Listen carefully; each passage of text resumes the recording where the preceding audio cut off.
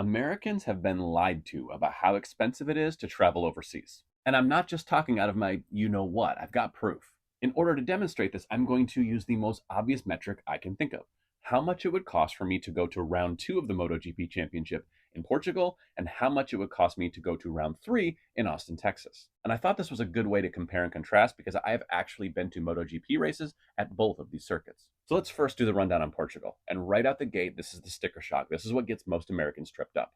For me to fly from Los Angeles to Lisbon, Portugal would cost around $1,139. There are cheaper flights, there are more expensive flights, but this is kind of like a decent flight, a decent itinerary. And this would fly you into Lisbon on the Thursday before the MotoGP weekend, so you'd have to drive to Portimao, and then it would fly you back out on Tuesday. So you have Monday to kind of screw around. And I'm factoring that extra day into the price, don't worry. So how are you going to get to the racetrack? You're probably going to want to rent a car somewhere in Lisbon and drive to Portimao. It's what I did. And that is going to cost you about $75 for the 5 days you'll have the car. $15 a day. That includes all taxes, fees, unlimited mileage, and collision damage insurance. And I found cars for as cheap as $2 a day. So don't come after me with a $15. That's so cheap. You just picked the bargain basement. No, I'm giving you an SUV for $15 a day.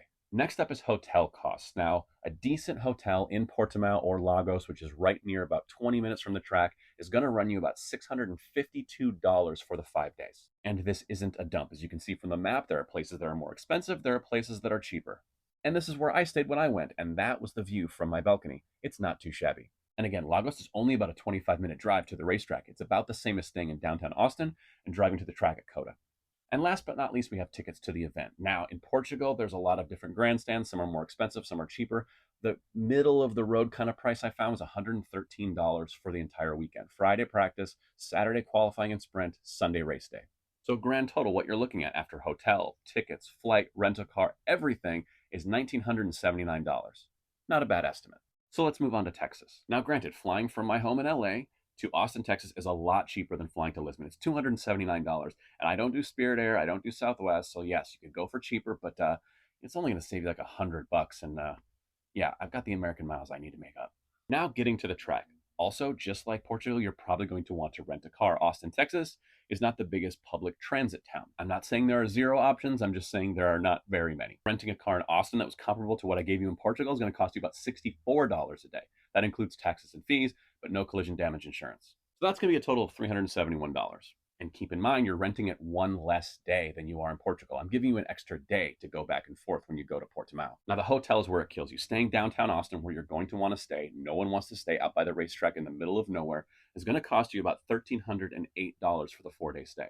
And then it comes to ticket prices for the event. You have general admission that is very, very cheap, and you have VIP that is very, very high. I'm giving you something comparable to Portugal, which is a medium priced grandstand ticket for $169. So after flight, car rental, tickets to the event, and the hotel, staying one less day in Austin than I gave you in Portugal, the grand total is $2,127. I mean, pretty damn near even when you consider one is on the other side of the planet, and the other is a 2-hour flight for me. So the next time someone tells you how difficult and expensive it is to travel to Europe, just send them a link to this video. And hey, while you're at it, you should like, follow, share, mash all the buttons so you can get more MotoGP content as it comes out. Season's about to start.